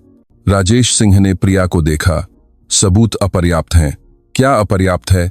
सब कुछ तो है। गिरोह के बॉस तक पहुंचने के लिए कम से कम 3 महीने लगेंगे। राजेश सिंह ने एक गहरी सांस ली। सिर्फ भौतिक सबूत से काम नहीं चलेगा। सीधे निर्देश का सबूत, पैसे के प्रवाह की अतिरिक्त पुष्टि, गवाहों को सुरक्षित करना, सब कुछ चाहिए। 3 महीने? प्रिया की आवाज ऊंची हो गई। 3 महीने में सबूत नष्ट कर दिए जाएंगे। बुजुर्गों के पैसे भी गायब हो जाएंगे। मैं जानता हूं, लेकिन कानूनी प्रक्रिया से ज्यादा दादियां महत्वपूर्ण हैं। प्रिया शर्मा जी। राजेश सिंह उठा। उसने प्रिया को सीधे देखा। और यह खतरनाक है, इसलिए अब आप व्यक्तिगत रूप से कोई कदम न उठाएं। लेकिन एक नागरिक का खुद से कार्रवाई करना सही नहीं है। राजेश सिंह की आवाज दृढ़ थी। प्रिया ने अपने होंठ काट लिए। उसने अपनी मुट्ठी भींच ली। मैं एक नागरिक होने से पहले उनकी देखभाल करने वाली हूं। आपका क्या मतलब है? यह मेरा काम है, दादियों की रक्षा करना। प्रिया की आंखें ठंडक से जम गईं। राजेश सिंह ने सिर हिलाया। प्रिया शर्मा जी, कानून कानून है। कोई व्यक्ति खुद से कार्रवाई नहीं कर सकता। प्रिया ने और कुछ नहीं कहा। वह उठी। मैं यूएसबी यहीं छोड़ रही हूं, इसका अच्छा इस्तेमाल कीजिएगा।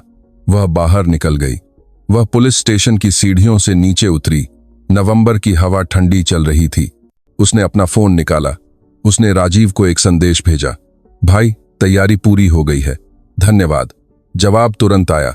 प्रिया, प्लीज अकेले मत करो, यह खतरनाक है। कोई बात नहीं, आप जानते हैं कि मैं क्या करती थी, इसीलिए ज्यादा चिंता हो रही है। संपर्क में रहना। प्रिया ने फोन अपनी जेब में डाल लिया। उसने जवाब नहीं दिया। वह घर लौट गई। दोपहर का समय था। प्रिया ने राजीव द्वारा भेजे गए इमारत की संरचना के नक्शे को फिर से देखा। हन्नाम बिल्डिंग, 5वीं मंजिल, सीसीटीवी के स्थान, प्रवेश द्वार, गलियारे की संरचना, दफ्तर की व्यवस्था। उसने सब कुछ अपने दिमाग में बैठा लिया।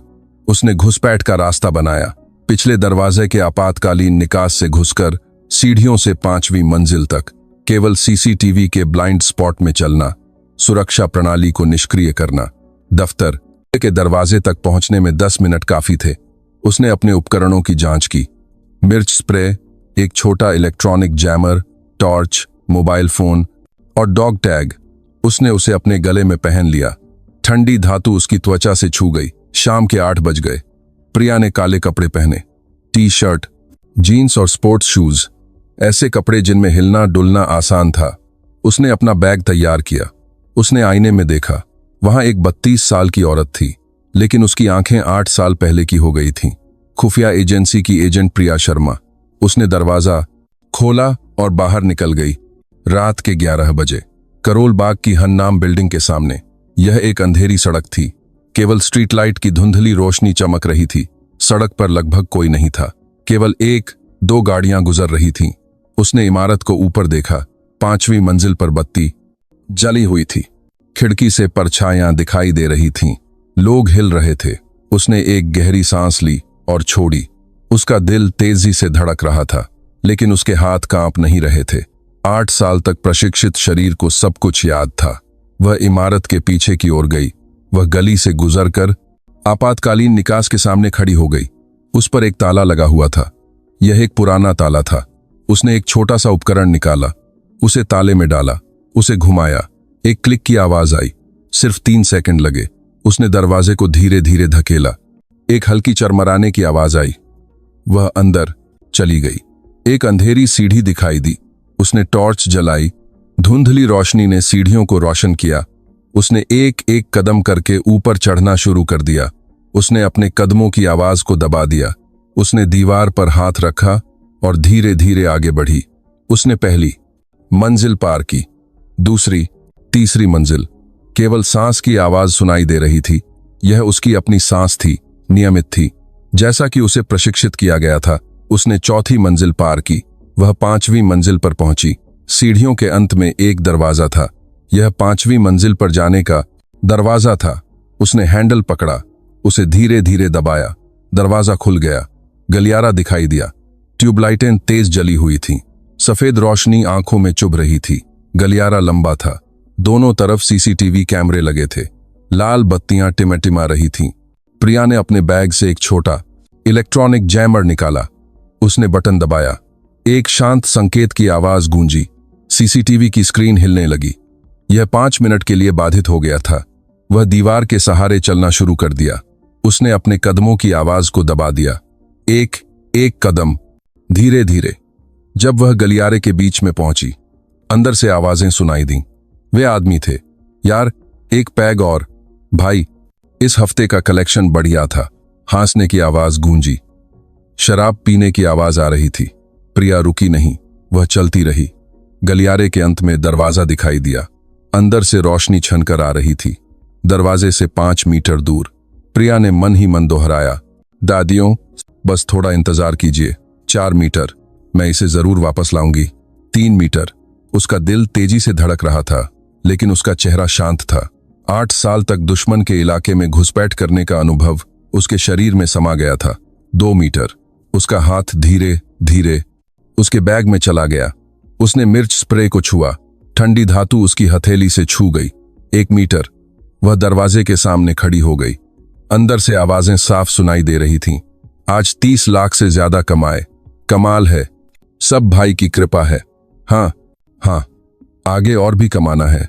प्रिया ने आंखें बंद कर लीं। उसने एक गहरी सांस ली और छोड़ी। उसने अपने मन को शांत किया। उसने आंखें खोलीं।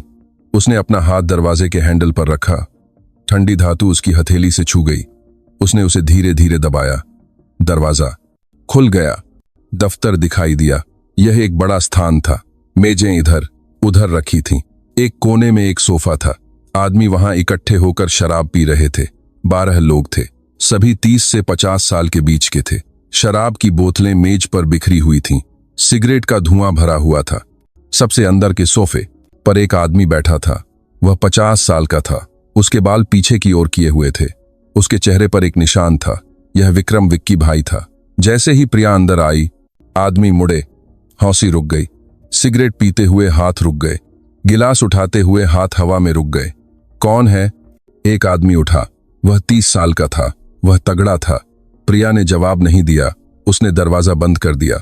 एक क्लिक की आवाज आई। उसने उसे बंद कर दिया। ये क्या जगह लगती है तुझे जो अकेली घुस आई? विक्रम विक्की भाई सोफे से उठा। वह धीरे धीरे चला आया। शराब की गंध नाक में चुभ रही थी। उसकी आंखें लाल थीं। किसने भेजा है? पुलिस ने। प्रिया ने विक्रम विक्की भाई को सीधे देखा। उसकी आंखें चाकू की धार की तरह ठंडी थीं। मैं बुजुर्गों के पैसे वापस लेने आई हूं। खामोशी छा गई। 1 सेकंड, 2 सेकंड, 3 सेकंड, और फिर हौसी फूट पड़ी। आदमी पेट पकड़कर हौसने लगे। वे मेज पर हाथ मारकर हौस रहे थे। विक्रम विक्की भाई भी हौसा, लेकिन उसकी आंखें नहीं हौस रही थीं। क्या? बुजुर्गों के पैसे? अरे, ये लड़की पागल हो गई है। दादी के पैसे लेने आई है। हाँ हाँ। विक्रम विक्की भाई प्रिया के सामने आ गया। 2 मीटर की दूरी थी। शराब और पसीने की मिली जुली गंध आ रही थी। उसने अपनी उंगली से प्रिया की ओर इशारा किया। निकल जा, अभी तुरंत, वरना चोट खाएगी। प्रिया हिली नहीं। वह बस विक्रम विक्की भाई को देख रही थी, ठंडक से। अगर मैं नहीं गई तो? अगर मैं नहीं गई तो आप क्या करेंगे? प्रिया की आवाज शांत थी, लेकिन दृढ़ थी। विक्रम विक्की भाई का चेहरा सख्त हो गया। उसकी हंसी गायब हो गई। अरे, इस लड़की को बाहर निकालो, उसने इशारा किया। 2 तगड़े आदमी उठे। वे प्रिया की ओर चले आए। प्रिया चुपचाप दरवाजे के सामने खड़ी हो गई। उसने अपनी मुट्ठी भींच ली। नाखून उसकी हथेली में धंस गए। 8 साल पहले सीखी हुई सारी तकनीक उसके शरीर के अंदर जागने लगी थी। 15 मिनट बीत गए। दफ्तर के अंदर शांति थी। केवल कभी कभी कराहने की आवाज सुनाई दे रही थी। आदमी जमीन पर पड़े थे, बंधे हुए। प्रिया ने उन्हें दफ्तर में मौजूद तारों और केबल टाई से बांध दिया था। 12 के 12 वे हिल नहीं सकते थे। 8 साल तक सीखी गई चयन तकनीक फिर से जीवित हो गई थी। एक तंग जगह, कई दुश्मन। यह प्रिया के लिए एक जानी पहचानी स्थिति थी। विक्रम विक्की भाई दीवार के सहारे बैठा था। उसकी नाक से खून बह रहा था। उसके होंठ फट गए थे। उसका एक तरफ का चेहरा सूज गया था। वह हाँफ रहा था। प्रिया को एक खरोंच भी नहीं आई थी। उसके कपड़े भी अस्त व्यस्त नहीं थे। उसकी सांस भी नहीं फूली थी। वह इतनी शांत थी जैसे सैर करके आई हो। वह अंदर की दीवार की ओर चली गई। वहां एक तस्वीर का फ्रेम लटका हुआ था। यह एक प्राकृतिक दृश्य था। उसने फ्रेम को उठाकर नीचे रख दिया। उसके पीछे एक तिजोरी थी। यह इलेक्ट्रॉनिक थी। उसने विक्रम विक्की भाई को देखा। वह धीरे धीरे उसके पास गई। वह उसके सामने बैठ गई। उसने अपनी आंखों को उसके स्तर पर लाया। पासवर्ड, एक ठंडी आवाज थी। विक्रम विक्की भाई ने अपना सिर घुमा लिया। उसने जवाब नहीं दिया। यह जाल की दादियों की जीवन भर की कमाई है। प्रिया की आवाज और भी धीमी हो गई। आपने उसे छीन लिया। आप ऐसा कैसे कर सकते हैं? कमला जी का देहांत हो गया। पैसे खोने के सदमे से उन्हें ब्रेन हैमरेज हो गया और उसी रात उनकी मौत हो गई। विक्रम विक्की भाई की आंखों में एक हलचल हुई। वह 81 साल की थीं। एक ऐसी महिला जिन्होंने अपना पूरा जीवन ईमानदारी से जिया, लेकिन उनका अंत ऐसा हुआ। प्रिया ने विक्रम विक्की भाई का कॉलर पकड़ लिया। पासवर्ड बताओ, यह आखिरी मौका है। 0827। विक्रम विक्की भाई ने धीरे से कहा। उसकी आवाज कांप रही थी। प्रिया ने कॉलर छोड़ दिया। वह उठी। वह तिजोरी के पास गई। उसने नंबर दबाए। 0827। बीप की आवाज आई। दरवाजा खुल गया। अंदर नकदी के बंडल भरे हुए थे। 100 रुपए के नोटों के बंडल, दर्जनों बंडल थे। बैंक पासबुक भी थीं, 20 से ज्यादा थीं। सभी अलग अलग लोगों के नाम पर थीं। प्रिया ने अपना फोन निकाला। उसने तस्वीरें खींची। तिजोरी के अंदर नकदी के बंडल, पासबुक, उसने सब कुछ रिकॉर्ड कर लिया। यह सबूत था। उसने एक 100 नंबर पर फोन किया। आप कहाँ हैं? करोल बाग, हन्नाम बिल्डिंग, 5वीं मंजिल। कृपया दिल्ली पुलिस के इंस्पेक्टर राजेश सिंह से संपर्क करने के लिए कहें। क्या बात है?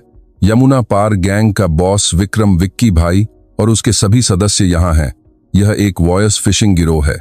शिकायतकर्ता का नाम प्रिया शर्मा। जल्दी कीजिए। उसने फोन काट दिया। वह खिड़की के पास गई। उसने बाहर देखा। यह एक अंधेरी सड़क थी। केवल स्ट्रीट लाइटें टिमटिमा रही थीं। 10 मिनट बाद सायरन की आवाज सुनाई दी। यह धीरे धीरे पास आ रही थी। पीम पौ की आवाज रात को चीर रही थी। लाल बत्तियों ने इमारत के सामने रोशनी की। 3 पुलिस की गाड़ियां थीं। दरवाजे खुले। पुलिसकर्मी झुंड में बाहर निकले। वे इमारत के अंदर भागे। कदमों की आवाज सीढ़ियों से ऊपर आ रही थी, तेजी से। दफ्तर का दरवाजा अचानक खुल गया। राजेश सिंह अंदर आया। उसके पीछे 5 पुलिसकर्मी थे। उनके हाथ में पिस्तौलें थीं। हाथ ऊपर, हिलो मत, पुलिस ने चिल्लाया। बंदूकें प्रिया की ओर थीं। यह मैं हूं, शिकायत करने वाली प्रिया शर्मा। प्रिया ने धीरे धीरे अपने दोनों हाथ ऊपर उठाए। राजेश सिंह पास आया। उसने प्रिया को देखा और फिर जमीन पर पड़े आदमियों को देखा। उसकी आंखें बड़ी हो गईं। यह क्या? उसकी जुबान लड़खड़ा गई। यह यमुना पार गैंग का बॉस विक्रम विक्की भाई है, वह जो दीवार के सहारे बैठा है। प्रिया ने विक्रम विक्की भाई की ओर इशारा किया। बाकी उसके सदस्य हैं और वहां वह तिजोरी देख रहे हैं। उसमें 4 करोड़ नकद और पासबुक हैं।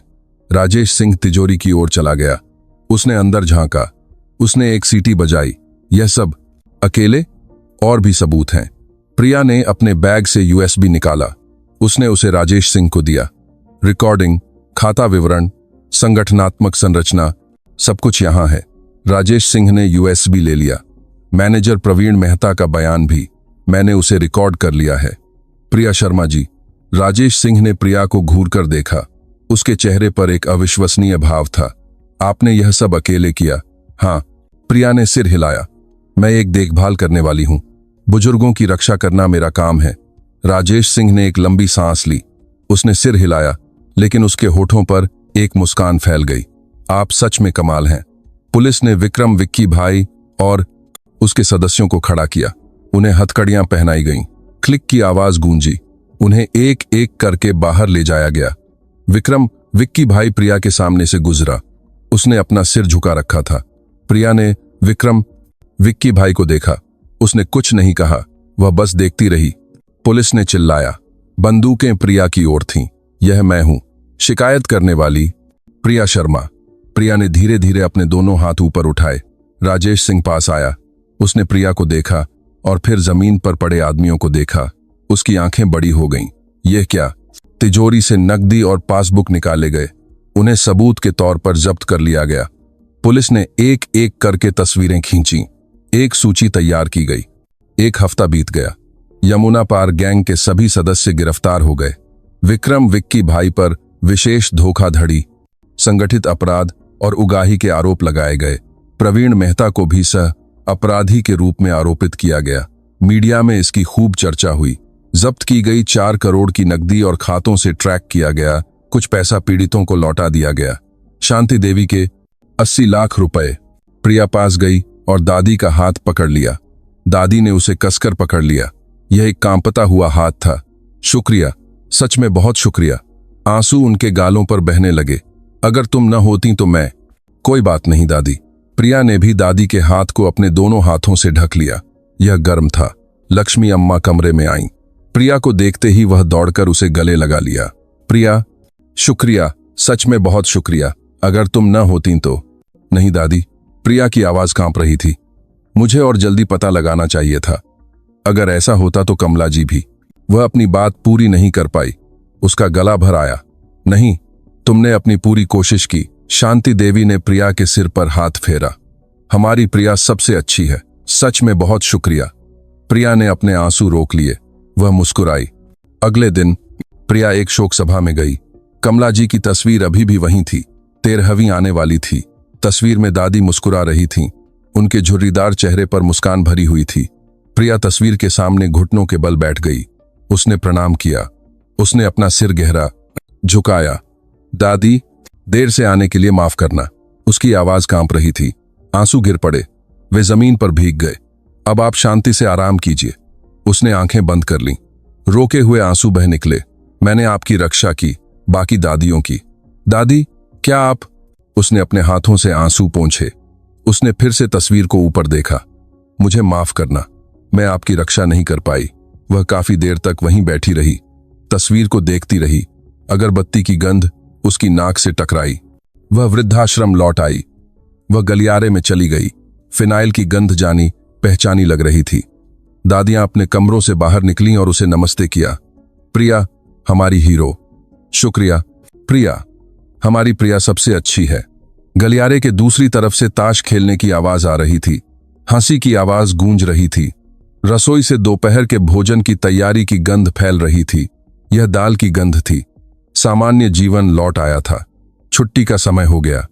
प्रिया ने अपना बैग तैयार किया। उसने अपनी यूनिफॉर्म उतारी और सामान्य कपड़े पहन लिए। फोन बजा। यह मनोचिकित्सक डॉक्टर अरुण वर्मा थे। उसने फोन उठाया। प्रिया जी, आप ठीक तो हैं? मैंने खबर देखी। हाँ सर, मुझे चोट नहीं आई। आपने अकेले ही इतना खतरनाक काम किया। कोई बात नहीं, मैं ठीक हूं। आपने सच में एक बहुत बड़ा काम किया है। मैं हैरान हूं। अरुण वर्मा की आवाज में गर्मजोशी थी। सर, प्रिया ने धीरे धीरे कहा, मुझे लगता है कि अब मैं कुछ ठीक हो गई हूं। अच्छा, बुरे सपने? वे चले गए। ऐसा लगता है जैसे मैंने ठीक से रक्षा की है। आपने बहुत अच्छा किया प्रिया जी, अरुण वर्मा ने मुस्कुराते हुए कहा। इस बार आपके अपने चुने हुए तरीके से आपने खुद फैसला किया और कार्रवाई की। जी धन्यवाद सर। उसने फोन काट दिया। प्रिया ने फोन अपनी जेब में डाल लिया। वह बाहर निकली। नवंबर की शाम की हवा ठंडी थी लेकिन ताजगी भरी थी। उसने एक गहरी सांस ली। उसने आकाश की ओर देखा। तारे दिखाई दे रहे थे। यह एक साफ रात थी। चांद भी निकला हुआ था। उसने अपनी जेब से डॉग टैग निकाला। उसे अपने हाथ में पकड़ लिया। उसकी गर्मी से गर्म हुई धातु उसकी हथेली से छू गई। 3 साल पहले वह अपनी नानी की रक्षा नहीं कर पाई थी। उस अपराध बोध ने प्रिया को दबा दिया था, लेकिन इस बार यह अलग था। उसने दादियों की रक्षा की। आखिर तक उसने डॉग टैग को फिर से अपने गले में पहन लिया। इस बार उसने उसे नहीं छिपाया, उसे कपड़ों के बाहर ही रहने दिया। चांदनी में वह चांदी की तरह चमक रहा था। वह घर की ओर चल पड़ी। सड़क पर लोग आ जा रहे थे, काम से लौटते लोग, रात का खाना खाने जाते लोग। यह एक सामान्य शाम थी। प्रिया भी एक सामान्य देखभाल करने वाली थी, लेकिन दादियां जानती थीं प्रिया कितनी मजबूत इंसान है। घटना के 2 हफ्ते बीत गए। प्रिया फिर से वृद्धाश्रम लौट आई। सुबह के 7:30 बजे थे। सुबह की धूप गलियारे की खिड़की से तिरछी अंदर आ रही थी। फिनाइल की गंध जानी पहचानी सी नाक से टकराई। रसोई से गर्म दलिया पकने की गंध फैल रही थी। चाय की गंध भी उसमें मिली हुई थी। वह ट्रॉली धकेलते हुए गलियारे में चली गई। पहियों के घूमने की आवाज धीरे धीरे गूंज रही थी। चरमराने की एक जानी पहचानी आवाज। यह वह आवाज थी जिसे उसने 3 साल तक हर दिन सुना था। उसने कमरा नंबर 301 का दरवाजा खटखटाया। दादी, नाश्ता। आ जाओ। प्रिया। शांति देवी बिस्तर पर बैठी थीं। खिड़की से धूप अंदर आ रही थी। यह दादी के चेहरे को गर्मजोशी से रोशन कर रही थी। उनके झुर्रीदार चेहरे पर मुस्कान भरी हुई थी। अच्छे से सोईं? हाँ, तुम्हारी वजह से अच्छे से सोई। दादी ने प्रिया को देखकर मुस्कुराया। प्रिया, आज दोपहर के खाने में क्या है? मटन करी है दादी। प्रिया ने मुस्कुराते हुए जवाब दिया। आपको पसंद है ना? हाँ, हमारी प्रिया सबसे अच्छी है। दादी ने प्रिया का हाथ पकड़ा। यह एक गर्म हाथ था। झुर्रियां गहरी थीं, लेकिन उसमें ताकत थी। जीवित होने की गर्मी महसूस हो रही थी। वह गलियारे में बाहर निकली। लक्ष्मी अम्मा गुजर रही थीं। प्रिया, सुप्रभात। जी दादी, आप अच्छे से सोईं? हाँ, तुम्हारी वजह से हर दिन अच्छे से सोती हूं। दादी खिलखिलाकर हौंस पड़ी। प्रिया भी हौंस पड़ी, दिल से। गलियारे के दूसरी तरफ से ताश खेलने की आवाज आ रही थी। दादियां इकट्ठी बैठी थीं। पत्तों की फेंटने की आवाज गूंज रही थी। 3 पत्ती। अरे, यह बेईमानी है। हाँ हाँ, हौंसी की आवाज गलियारे में भर गई। यह एक सामान्य सुबह थी, लेकिन प्रिया के लिए यह खास थी, क्योंकि उसने इस सामान्यता की रक्षा की थी। लेकिन अब प्रिया की आंखें अलग थीं। उनमें एक और भी मजबूत संकल्प था।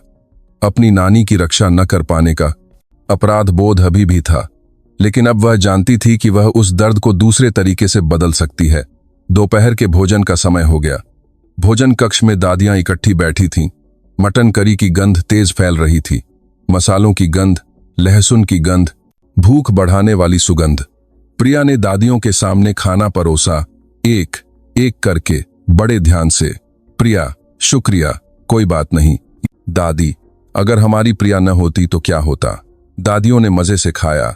चम्मचों के टकराने की आवाज मन को भा रही थी। प्रिया उस दृश्य को देख रही थी। उसे अपनी नानी की याद आई। वह उन्हें ऐसे खाना खाते हुए देखना चाहती थी। उनके पास रहकर उनकी सेवा करना चाहती थी। लेकिन अब प्रिया जानती थी, वह अपनी नानी जैसी दादियों के पास रहकर उस समय को वापस पा रही थी। छुट्टी का समय हो गया। प्रिया ने अपनी यूनिफॉर्म उतारी। उसने सामान्य कपड़े पहन लिए, एक काली टी शर्ट और जीन्स। उसने अपना बैग तैयार किया। वह गलियारे से बाहर निकली। दादियों ने हाथ हिलाकर उसे विदा किया। प्रिया, कल मिलते हैं, ध्यान से जाना। जी दादियों, कल मिलते हैं। वह वृद्धाश्रम से बाहर निकली। नवंबर की शाम की हवा ठंडी थी, लेकिन ताजगी भरी थी। उसने एक गहरी सांस ली। ठंडी हवा उसके फेफड़ों में गहराई तक चली गई। वह छत पर गई। वह धीरे धीरे सीढ़ियों से ऊपर चढ़ी। उसके कदमों की आवाज गूंज रही थी। उसने दरवाजा खोला। छत दिखाई दी। सूर्यास्त हो रहा था। आसमान नारंगी रंग में रंगा हुआ था। बादल लाल रंग में जल रहे थे। बैंगनी रंग उसमें मिल रहा था। शहर के ऊपर सूर्यास्त धीरे धीरे उतर रहा था। इमारतें काली परछाइयों की तरह दिख रही थीं। वह रेलिंग के सहारे खड़ी हो गई। हवा चली। उसके बाल उड़ गए। उसके कपड़े फड़फड़ाए। उसने अपनी जेब से डॉग टैग निकाला। उसे अपने हाथ में पकड़ लिया। उसकी गर्मी से गर्म हुई धातु उसकी हथेली से छू गई। यह वह चीज थी जिसे उसने 3 साल तक छिपा कर रखा था। अब वह उसे गर्व से अपने गले धातु में पहनती थी। दुनिया कमजोर लोगों के लिए क्रूर है। एक फुसफुसाहट हवा में बिखर गई। लेकिन किसी को तो उनके साथ खड़ा होना ही होगा। वह अपनी नानी की रक्षा नहीं कर पाई थी। वह अपराध बोध अभी भी था। हर रात याद आने वाला चेहरा। लेकिन अब प्रिया जानती थी, वह उस दर्द को दूसरे तरीके से बदल सकती है। फोन बजा। उसने उसे अपनी जेब से निकाला।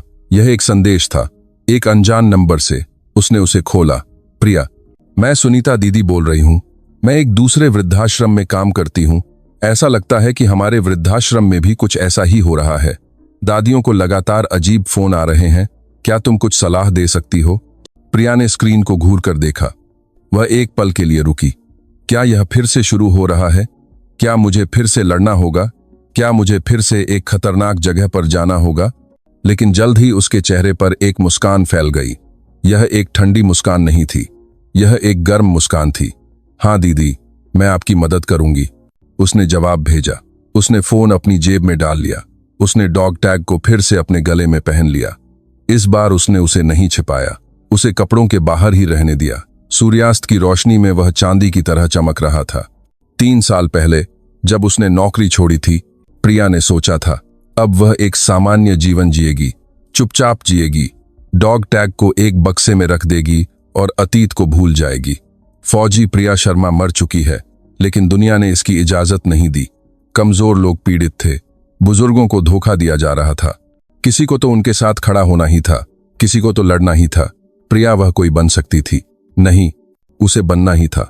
सूर्यास्त प्रिया की पीठ को रोशन कर रहा था। डॉग टैग उसके गले में लटका हुआ था। वह सामान्य कपड़ों में थी। वह एक सामान्य देखभाल करने वाली की तरह दिख रही थी, लेकिन उसके गले में लटका डॉग टैग बता रहा था, यह व्यक्ति सामान्य नहीं है।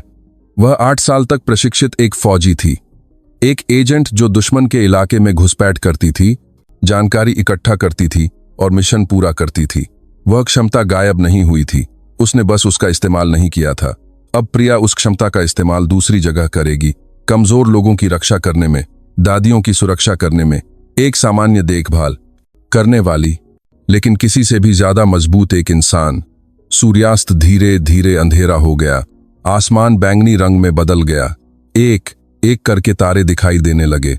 वे टिमटिमा रहे थे। प्रिया ने रेलिंग से खुद को उठाया। वह मुड़ी और दरवाजे की ओर चली गई। वह सीढ़ियों से नीचे उतरी। वह वृद्धाश्रम से बाहर निकली। सड़क पर स्ट्रीट लाइटें जल गईं। पीली रोशनी सड़क को रोशन कर रही थी।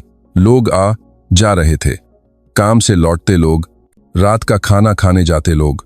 यह एक सामान्य शाम थी।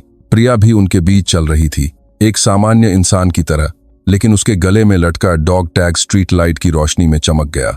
अगर किसी ने देखा होता तो वह जान जाता, यह व्यक्ति सामान्य नहीं है। आगे भी ऐसी घटनाएं होंगी। कमजोर लोगों को निशाना बनाने वाले अपराधी होंगे, ऐसे दुष्ट होंगे जिन्हें पुलिस नहीं पकड़ सकती। कानून के अंधेरे कोने मौजूद रहेंगे।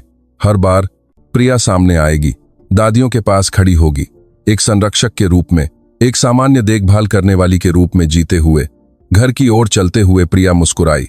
कल भी वह सुबह 7:30 बजे काम पर जाएगी। गलियारे में फिनाइल की गंध फैलेगी। दादियां उसे नमस्ते करेंगी। सामान्य जीवन चलता रहेगा, लेकिन जरूरत पड़ने पर प्रिया फिर से सामने आएगी, डॉग टैग को अपने गले में पहनकर, 8 साल तक सीखी गई क्षमता को बाहर निकालकर। रात के आकाश में तारे भरे हुए थे। प्रिया ने अपना सिर उठाकर आकाश को देखा। क्या उसकी नानी भी उन तारों में से एक बन गई होंगी? कमला जी भी? दादियों, मैं आप पर नजर रखूंगी। एक फुसफुसाहट रात की हवा में बिखर गई। मैं इन दादियों की अच्छी तरह से देखभाल करूंगी। आज की कहानी यहीं तक है। अगर आप भी प्रिया शर्मा की तरह किसी के साथ खड़ा होना चाहते हैं तो सब्सक्राइब और लाइक करें। देखने के लिए धन्यवाद।